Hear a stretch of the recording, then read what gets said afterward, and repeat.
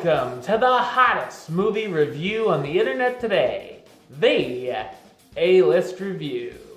I'm your host, the game changer, Wes Troop, and I am here today to review a movie that I didn't catch when it was in theaters because it didn't come anywhere around me. They hung up the posters, but they didn't bring the movie. Go figure. And, I was alright with that. But I figured I better check it out before the end of the year, right? And it's coming on DVD and Blu-ray in about a month, so you can check it out then if you're interested. Ladies and gentlemen, here's my review of, well, are you gonna need tissues or are you gonna need a barf bucket? We're gonna find out. Because ladies and gentlemen, here's my review of The Light Between Oceans.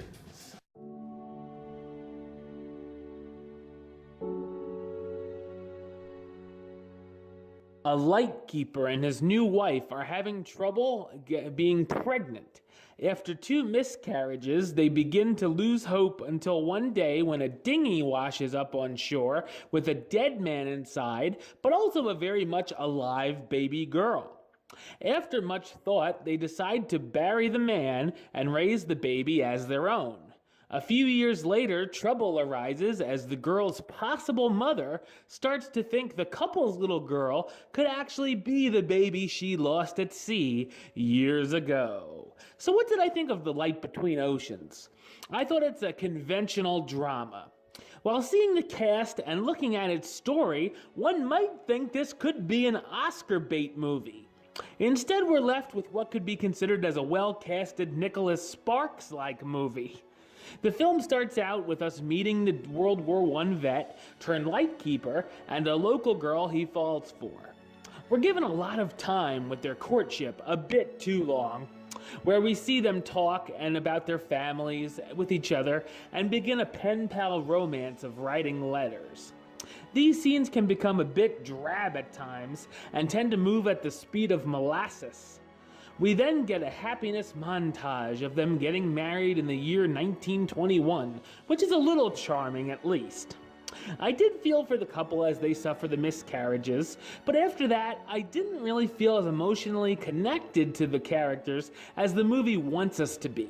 When the questions about the couple's daughter start arising in town, many of the plot elements become highly coincidental. I felt the film gets a little overly melodramatic as well in its second half.